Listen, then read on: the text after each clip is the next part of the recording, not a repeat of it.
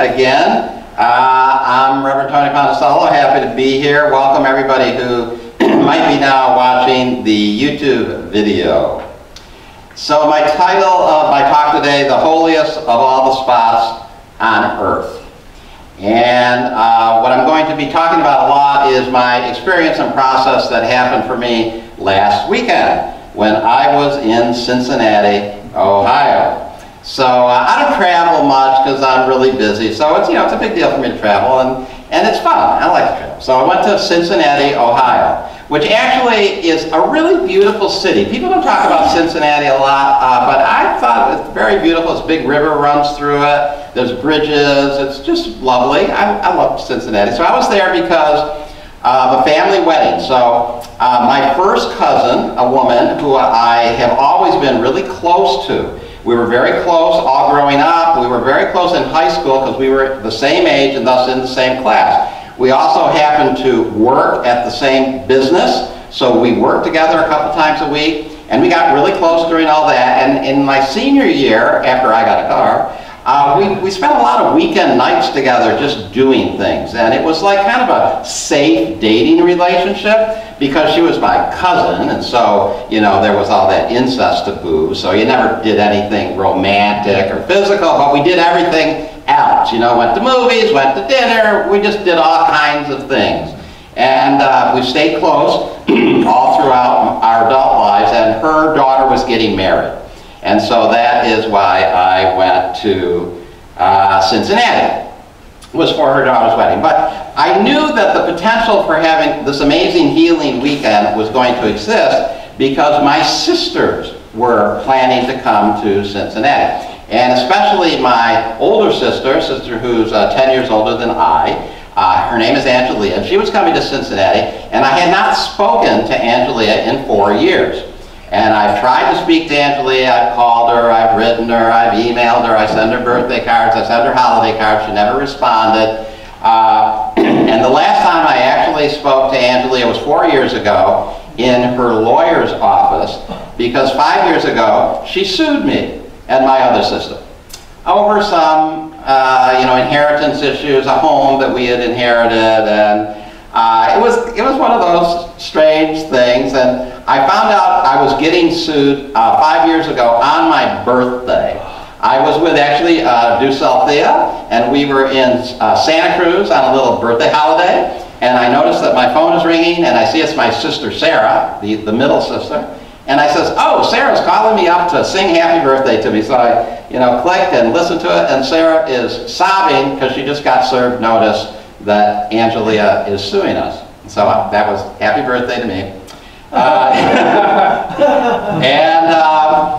It did all get worked out. It took a while. I've let it go. I think we've all let it go, but we hadn't spoken. But I knew Angelia was going to be at this wedding, and so I knew it was an opportunity for Sarah and Angelia and I to all be together and to have a healing moment and to manifest the holiest spot on earth, because an ancient hatred could become a present love. So the wedding was spread over 3 days, big affair, and the night before the wedding was a hosted cocktail party. And so I was at the hosted cocktail party at this brewery right across from the baseball stadium there, where the Cincinnati Reds play. You could see it right outside the window. And I was, drinking, I was getting a little inebriated. And somebody told me that my sister Angelia had just walked in. And it was with my sister Sarah and I had been thinking about, well, what are we going to do when we see Angelia? And I said, I don't know. But when I heard that Angelia was there, I didn't think about it. I just got up. I just went immediately to her. And I said, Angelia, it's so great to see you. And I opened my arms and we hugged. And that was it. It was like all over. I mean, it was like, there was like no problem had ever existed. And we were just started talking. She came over to, I don't know in your families, but when sisters get together, sometimes they talked non-stop the whole weekend. I could hardly get a word in edgewise. I mean, because they know all these, they talk, they gossip about, they just talk. They're both school teachers. Anyway, so it was just like nothing had ever happened. And I thought of that line in Course of Miracles which says, time seems to go in one direction, but when you reach its end, it will roll up like a long carpet which has spread along the path behind you and will disappear. So that's what it seemed like. It was like all those years, and none of it existed anymore. It had all just rolled up, and there was no reason to have to talk about any of it. And we just had a really, really good time. And this weekend was healing in a number of ways too. So another way that it was healing was the middle sister, Sarah, hates to travel, didn't want to come. She'd actually told my cousin she was not coming because her gentleman companion, who she would travel with occasionally, is not in the best of health right now. He can't travel. So the idea of her traveling alone to Cincinnati, she just wouldn't do it. So I convinced her that just get yourself to Cincinnati. I already have a hotel room. It's got 2 beds in it. Just stay with me in the hotel room. Just get yourself to Cincinnati, to the airport. I'll get you to the hotel, and I'll take care of everything. I said, then it'll be my treat. Just pay for your airplane flight. Just get there. So she planned everything, and she was scheduled to get there an hour before I got there at the Cincinnati airport. Except my flight was 7 hours delayed. 7 hours. So I realized that Sarah, my sister, the middle sister, is going to be in Cincinnati airport with nobody there, and I don't want her to wait there for 7 hours, and me getting there at 4 in the morning. I just can't see her waiting there. So I got to get a communication to her. I got a communication to her partner because I thought she might call him. And actually, when she had her layover, she picked up my communication. I convinced her. I said, I'm really sorry, but just go to baggage. I said, look up. There'll be something that'll say ground transportation. I said, just go there, ask for a taxi. This is the hotel's address. I've cleared it up. I've made sure your name is on the reservation. Just get to the hotel. And she said, I guess I got no other choice. I said, just do it. And she did it. She got to the hotel. Actually, she got to the hotel and was checked into the room. I was still in San Francisco. And she got to the hotel, and she calls me, she goes, well, I'm in the hotel. And she goes, I'm really hungry. I said, well, you're downtown Cincinnati, just go find something to go eat. I'm not walking out on the streets in downtown. I'm a single woman. Find my husband here. I said, okay. So I said, call the hotel desk. They'll figure something out. And so there was no restaurants open in the hotel. So they connected her up to someplace where she could order a pizza. She had a pizza delivered to the hotel. And I was just so proud of Sarah for taking care of herself, getting to the hotel. It was very healing for her to do that. I did get to the hotel at 4:45 in the morning, and it was great.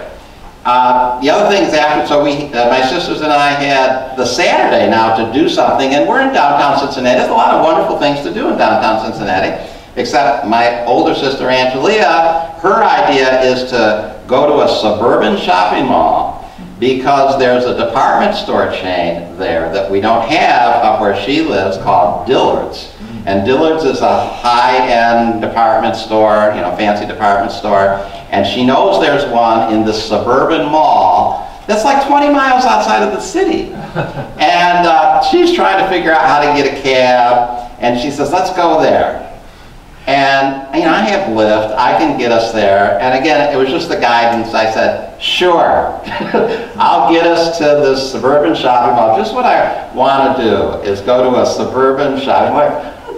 I can't think of anything I would want to do less than that, maybe. But anyway, I got the course idea. Recognize what does not matter, and if your brothers ask you to do something outrageous, do it, because it doesn't matter. It doesn't matter. It didn't matter what we did. My sisters and I were together. We were going to do something. I know they like shopping in shopping malls.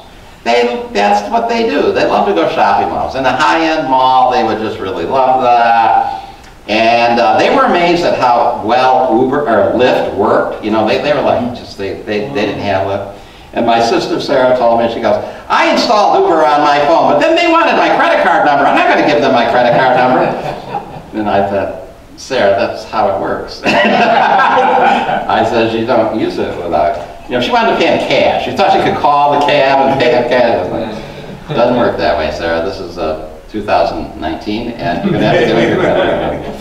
And it was so emotional being with my sisters that night at the cocktail party. I just kept going into the men's room and crying. It was just so amazing being with them. I would just get overcome and I'd sob a little and I'd go back out and have another beer. And but you know, it was terrific. It was so healing for us all to finally be together and know that my sister Sarah had traveled. She's never traveled by herself like that. And expecting me to be there and then rising to the occasion, just getting herself to the hotel and getting some food. Okay, so that's only part of the healing that went in. But I also want to talk about this picture on the program and what the healing was with this. So you see this picture on the program, that's us at the cocktail. Well, that's me at the cocktail party. The woman on my, what is that, my left, with the short blonde hair, that's my cousin. But these other 4 women there, all 5 women, these are all women that I went to high school with. They were all in my high school class. And they were all like nice, pretty, smart girls in high school that I probably never talked to very much. and they all showed up at the wedding. There's a long story about how they showed up at the wedding. They're all friends of my cousin. They actually take a girl trip together every year. So she talked them into all coming to this wedding in Cincinnati. I did not know they were going to be there. My cousin probably could have told me. She told me that my sisters were going to be there, but she didn't tell me that these 4 women, other 4 besides her, that I went to high school with, were all going to show up. We're sitting at the cocktail party, and they all come in as a group, and I recognize them. I've been to some high school reunions, and I was just like, shocked and kind of like overjoyed to see them. So suddenly they're having this little reunion, and I have some baggage with some of these women. I had some baggage, especially with one. And I talked about this here a couple, like 5 or 6 years ago. So one of them, I don't have to mention which one it is. So one of them is a woman named Marie. And I was in school with Marie, and we were in classes together a lot, and we were very friendly. And in my senior year in high school, I ran for some school government something. I forget what it was, some position in the school government. And I was running against this very popular sports guy. You know, the sports guys tend to be popular. I was running against him. And Marie, my friend, helped me with my campaign. His name was Gary. She helped me in this campaign against Gary. He had posters all over the school. The campaign went on for about, a week. You ever saw that movie Election? It's kind of like that you run for these high school offices. They mean nothing. They're just popularity contests. But Marie helped me run against Gary. I lost. Marie was very conciliatory and friendly. And I liked Marie, and I'd known her for years. So when it came time, I asked Marie to my senior ball. We called them the senior ball. It was a junior prom senior ball. I asked Marie to the senior ball. Marie said yes. Oh, I was so overjoyed. A pretty popular girl was going to go to the senior ball with me. So I was just really happy. We got together, had a date, I think, in between. And then like 3 weeks before the senior ball, she comes to me and tells me that she's not going to go. She's canceling. That I forget the reason. I think the reason was her mother didn't want her to go. It would be too expensive, the gown or something, which didn't make any sense because Marie's family had money. And I was hurt and disappointed. I asked somebody else to go. I did go to my senior ball, but with somebody, it wasn't my first choice. I mean, I went. And then about 5 or 6 days before the senior ball, a friend of Marie's, the girl I was going to go with, comes to me and she goes, Marie is really upset. She goes, she doesn't know how to tell you. She really does want to go to the senior ball. She's going to go with somebody else. She went with the guy I ran against for the student government. Oh my God. And, so I have to go to the senior ball. There's Marie, the girl I wanted to go with the guy that I ran against this position with, lost. And she helped me. I was like, it's just one of those things. Anyway, so she shows up. She's one of the women there.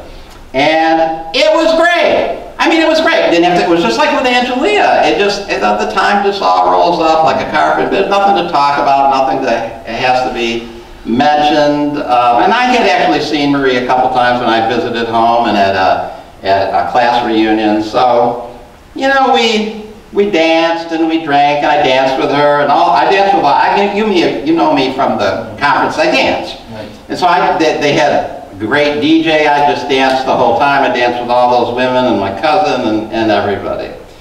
And I was really just thinking about how healing manifests. And, you know, the Course says healing always manifests, but it manifests in its own right time.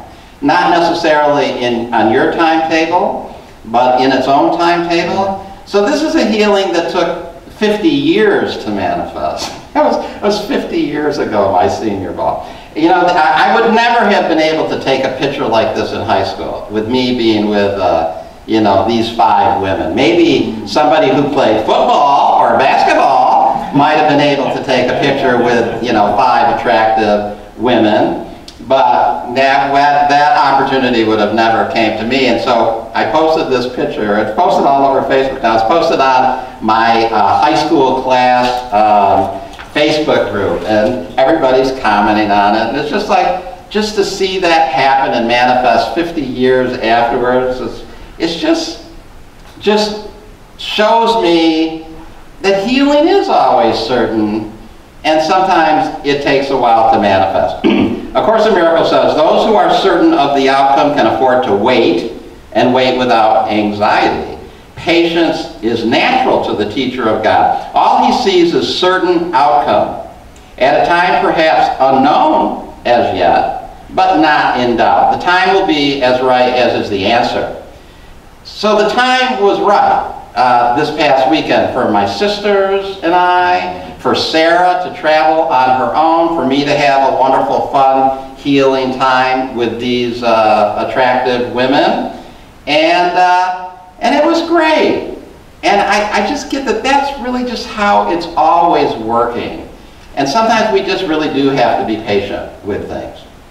And it was really the holiest spot in the world. Course in Miracles says, time is a trick, a sleight of hand, a vast illusion in which figures come and go as if by magic. Yet there is a plan behind appearances that does not change. The script is written. When experience will come to end your doubting has been set. So a little of my doubting, a little more of my doubting ended this past weekend. But I'm also really focusing in on the idea that the script is written. And, you know, this one is, you know, it's a difficult idea, and it gets talked about here and there exactly what does it mean. And there's the kind of the traditional Christian idea of predestination, that everything is like already scripted out. I don't know if that's what it means. But what I got to see is, you know, the script was written for me even when I was in high school. You know, and I had these experiences. I wasn't a real accepted guy. I didn't play sports, you know, and I had friends. It wasn't that I was particularly lonely. It's just that I wasn't in with that in crowd. I wasn't able to date a woman, a girl in any kind of romantic or physical way, and I would have liked to. I mean, I was a 17 or 18-year-old guy. I would have liked to. That didn't happen. But yet I see that was all really important stuff that was formative in a way, and it moved me in a way of being non-traditional and looking at the traditional roles of men and women, and, you know, seeing what doesn't really work and moving towards a more non-traditional way of being. But what I also see in the terms of the script is written isn't really that I was formed by those things. That was who I was even back then. And actually that communicated in some way. And so I had experiences with these women, with Marie, not going to the senior ball with me, that matched my alternative way of being, that I was being even then. The script was written even then. I was going to be alternative. You know, these women are all great. They all had pretty traditional lives. You know, they married, they've got kids, and that's great, and they did what they did, and they worked professionally. And, you know, they had great lives. But that wasn't what my life was going to be. I would have never been able to do this work with the Miracle Center if that was, you know, if I had a family to provide for, I would never have earned as little money as I did doing this kind of work. I wouldn't have been able to. I was a capable person. I was making money. I would have had to have had the kind of job that allowed me to provide for a family. So, you know, things had purposes, and the script was indeed written, and I was manifesting things that were consistent to what my life is, to what my life was going to become. I didn't understand it then, but I understand it so much better now, that it was all part of a script. And so I can just really let it all go. So I can let it go with my sisters, I can let it go with Marie, I can let it go with all these other women, and just have a good experience with them now. And really be holy with them, because the holiest spot on earth is where an ancient hatred has become a present love. And there were a lot of ancient hatreds that got dissolved for me last weekend. So thank you for letting me share my experience.